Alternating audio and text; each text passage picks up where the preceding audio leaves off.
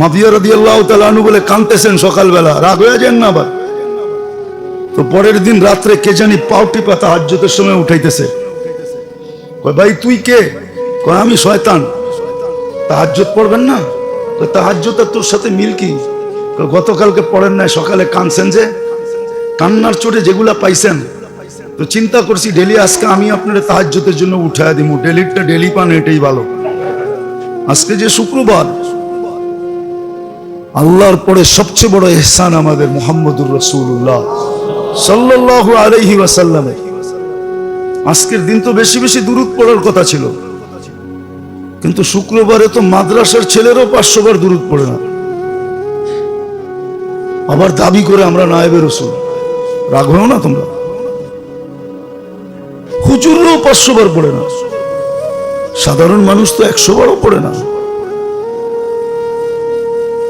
100 বার দুরূদ পড়ে না শুক্রবারে। কে পড়ে বলেন? খালি হেদায়েতে কয় 3 তাসবিহ পড়ো,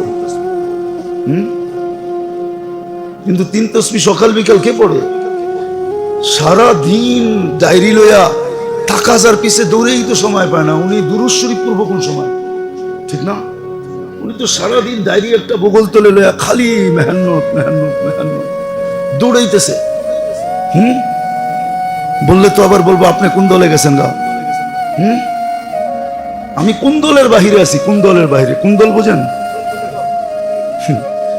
কোন দল না, কোন দল, ওটার বাহিরে, ঝামেলার বাহিরে আছি। এক একজন এদিকে দৌড়াইতেছে, এক একজন এদিকে দৌড়াইতেছে। কিন্তু যদি বলি শুক্রবারে দুরূদ পড়ছেন, এত তাকাজা, তো উনি তাকাজা লয়ে আছে, উনি জানে না বড়।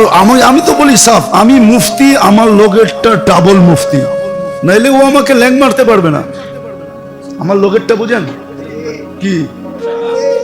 আমারটা ডাবল মুফতি, নাইলে ও আমারে ল্যাং মারতে পারবো না।